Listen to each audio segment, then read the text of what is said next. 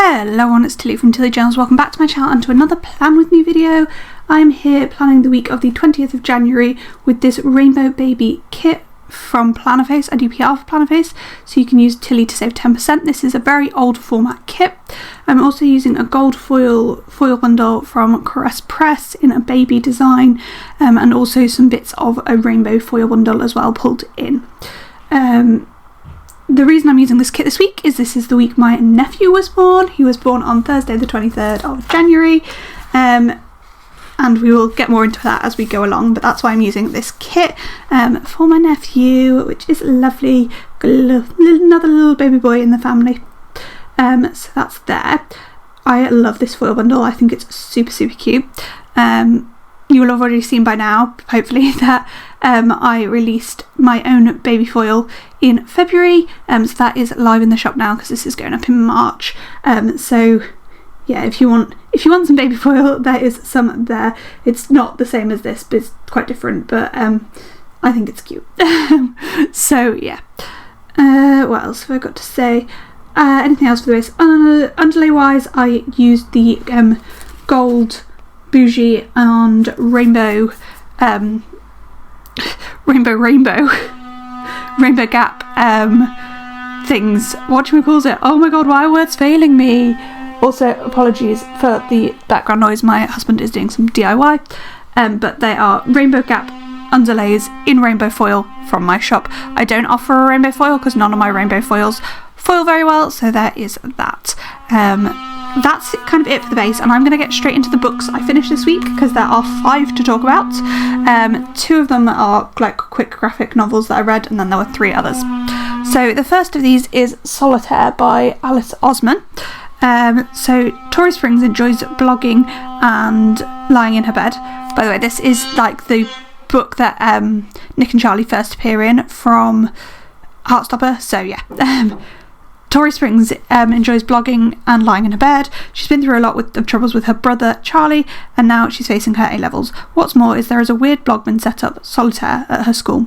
Will Tori learn to care about her new classmates, and will they find the answer to what Solitaire is up to? So I gave this 4 stars. There is a lot of trauma and depression through this book, and it's quite well represented in like a teenage age and how it might display in teenagers. There's a lot of self-deprecating humour and references to suicide, but it doesn't feel too heavy, and it's still overall hopeful and an enjoyable read. You can tell it came out quite a little while ago. It's very nostalgic of like my times in sixth forms. This book is 11 years old. 11 years ago I would have been 19, so yeah, I would have been in sixth form when this came out. The amount of people who have blogs just isn't the same anymore, but despite that being a key element and being a bit old, it actually translates well into modern times. I can't believe Osman was only 17 when she wrote it. It's a fantastic debut, and it's unsurprisingly it reads like a stream of consciousness of a real 17-year-old. I would also really recommend it, and it's just nice to see Nick and Charlie from Heartstopper pop up throughout the book. So that was my first 4-star read. My second 4-star read was a non-fiction book, and this was Give Birth Like a Feminist, Your Body, Your Baby, Your Choices by Millie Hill. So this is Millie Hill exploring why and how birth has been excluded from feminism and what we can do about it. It's a hard read at times, especially as a pregnant woman. I was about 30 weeks when I read this. There is a lot about birth trauma discussed, and some of the stories are quite harrowing, but that is the point. Like, the fact that these things are still happening all over the world is horrific, and that's why we need to put women at the centre of births. Women lose their autonomy, and they're like treated as just something to get a baby out of during labour quite often. So yeah, I think a lot of the book, however, would be quite a lot of the book was quite repetitive, and it lacks a call to action in a lot of places, which, I mean, it's a good read from an academic point of view, but as a woman who's going to be giving birth soon, I found it a bit frustrating to be given repeated stories about the doom and gloom of it. The final chapter is a letter to pregnant women, and I'm not sure the whole book is written with pregnant women in mind, which is fine, but is not what I really expected.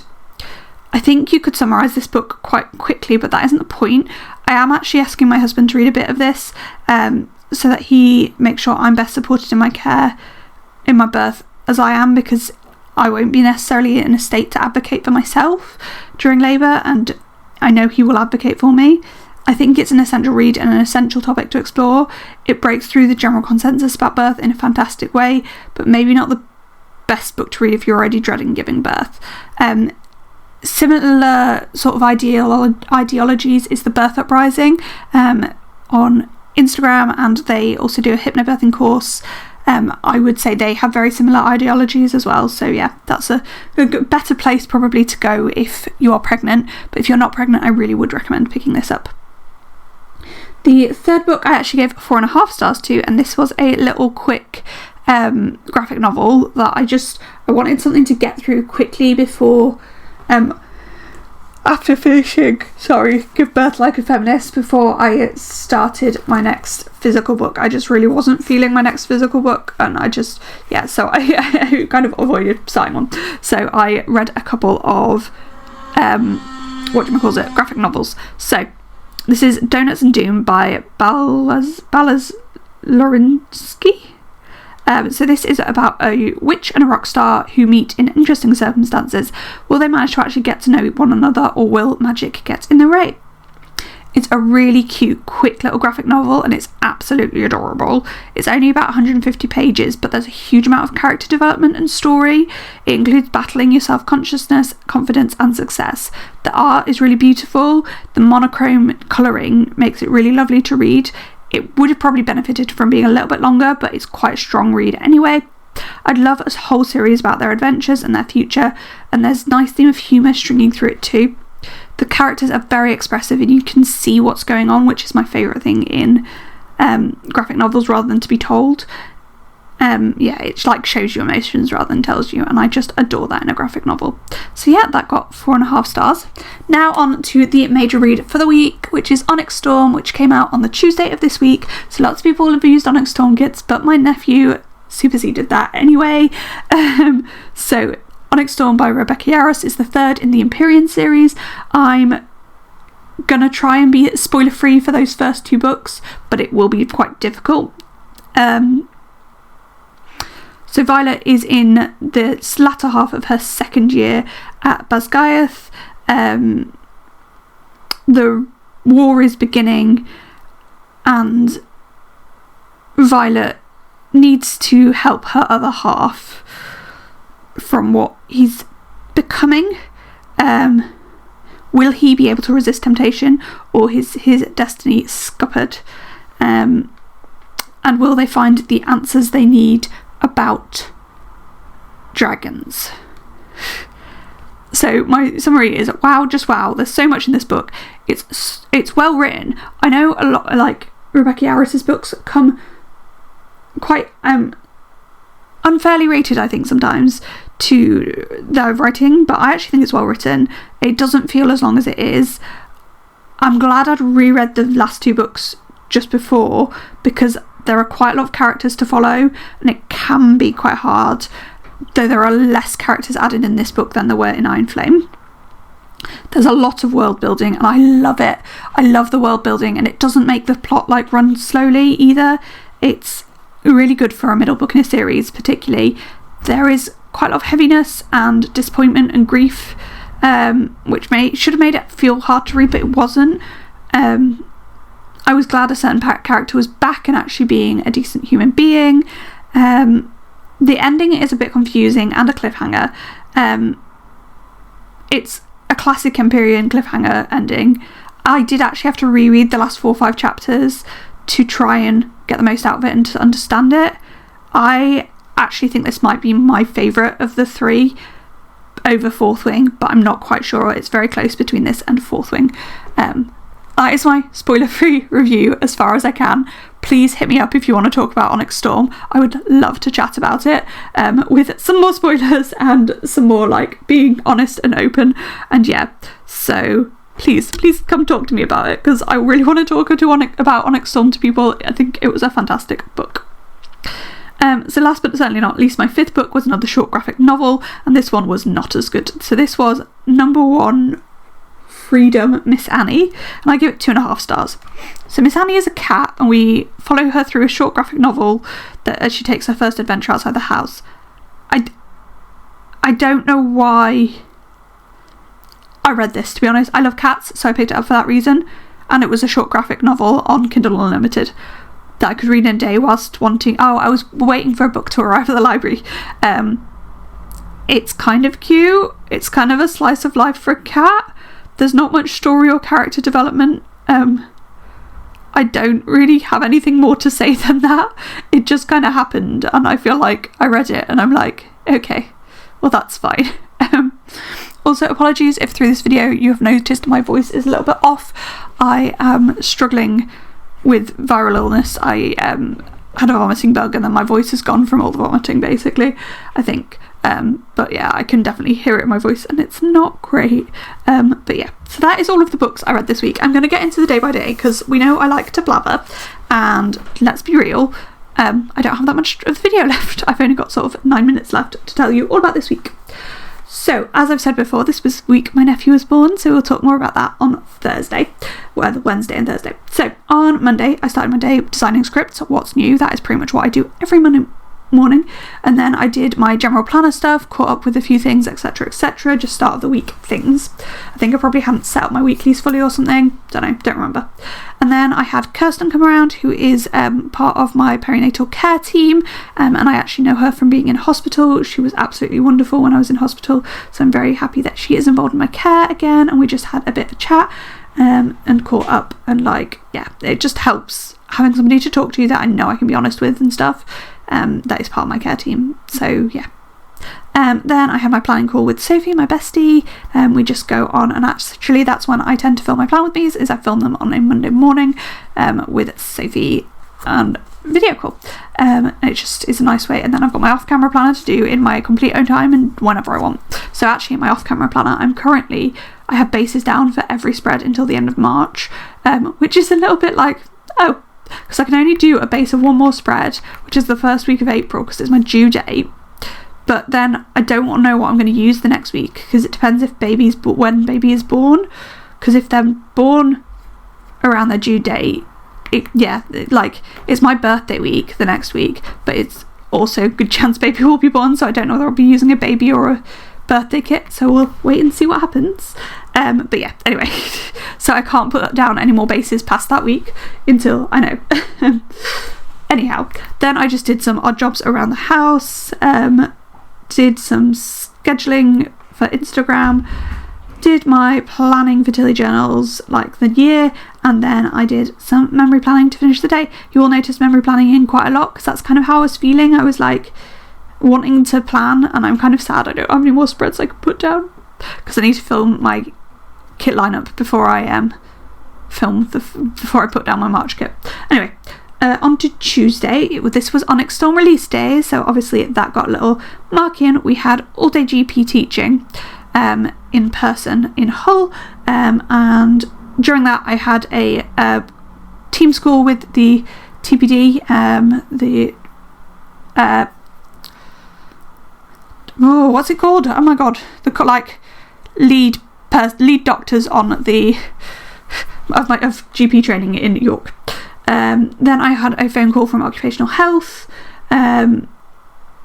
When I came home, I read some of Give Birth Like a Feminist, and then we had guides, and we did a year in a night, and I actually used a St. Patrick's emoji for this, because I was like, well, actually that works quite well, and I don't know when I'll actually use this, because I don't tend to mark St. Patty's Day.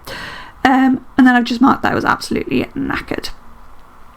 On to Wednesday, I started my day with having my RSV vaccine, which is a new vaccine that they are giving in pregnancy to try and avoid bronchiolitis. I then worked out my March kit lineup and filmed it. Whilst I was filming, I got a phone call that my sister was in labour from my mum, so they were heading down to help look after my oldest nephew Felix. Oldest, either works. But she was just ringing to let us know. Then I was doing some editing, lots and lots of editing. I then read some more of Give Birth Like a Feminist. I was just really struggling this day, so I was a bit in my feelings, so I just marked that in. Sorry, I'm doing a big yawn. Then I did some tidying. I do tend to mark tidying in my planner as cleaning because I don't tend to clean because we do currently have a cleaner. So I just mark it in as cleaning because I always have the script and icons for that, but really it is tidying. Then I had the next session of my pregnancy yoga. I can't believe the day that I'm filming this voiceover is the last day of the course, which is really weird. And Bump was just being super active. I didn't hear much more. Well, no, I did hear that my sister had gone to hospital that evening, and that she wasn't very dilated at all, so she'd been sent for a walk and to come back, but they weren't bothering sending her home because they'd want her back in like 2 hours, so they didn't see the point in that. And that's kind of the last thing I heard before I went to bed.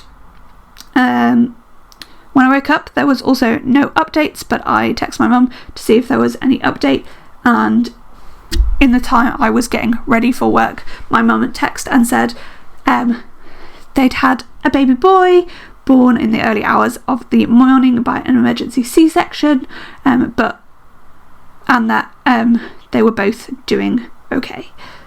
So that was really happy, good news. It was exciting that we found out it was a boy, but obviously it's a bit sad for my sister. She was going for a VBAC, and she had to have another cesarean, though from what I heard later it was a good thing that happened. I'm not going to go into it, but it's a good job she had the cesarean in the end.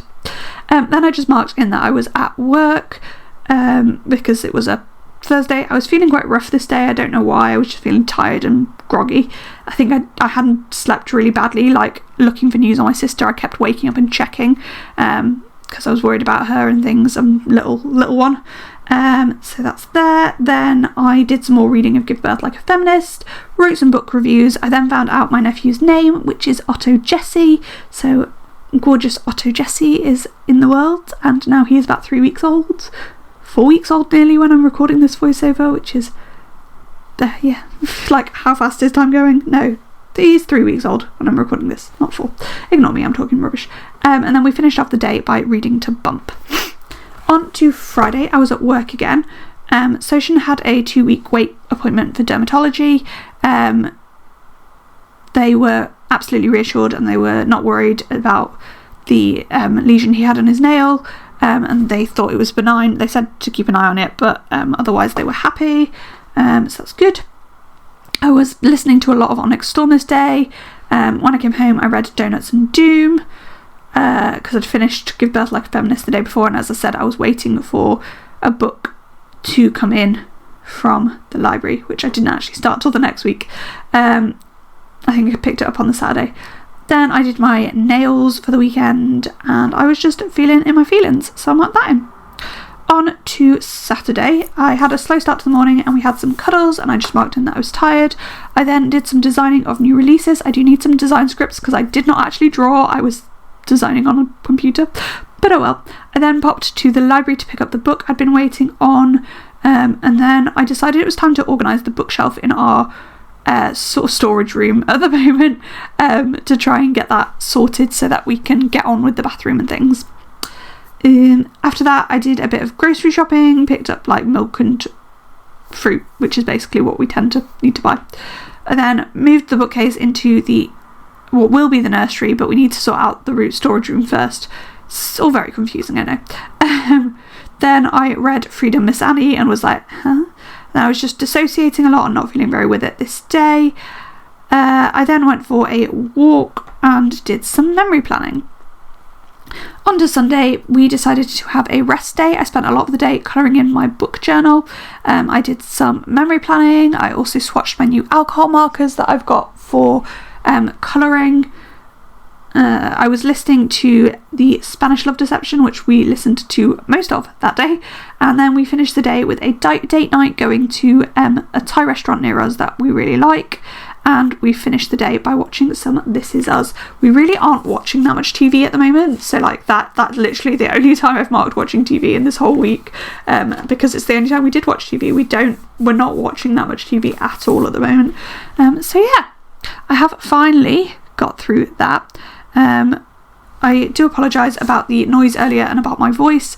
I can feel it in my voice and I feel like I need to sneeze or something, but I don't have a viral illness. I don't have like a cold or anything. It's just my voice is gone. But anyway, here is the finished spread. Isn't she gorgeous? Like, absolutely perfectly representing my nephew, and I'm here for it. He is obviously a little he is obviously white. My sister and brother-in-law are white, so that box on Thursday is perfect. I was just pulling in a couple of stickers for stickers I'd lost, and there is the foil wiggle. I'm now going to go over the leftovers that were in this kit. There wasn't that much left because it was, as I say, an old style kit, so it was quite hard to plan with, but it is used now and that is all good. So yeah, that is it for this video. Comment, like down below, all that kind of jazz. If you enjoyed this video, please give me a like and subscribe. Thanks for watching. Bye.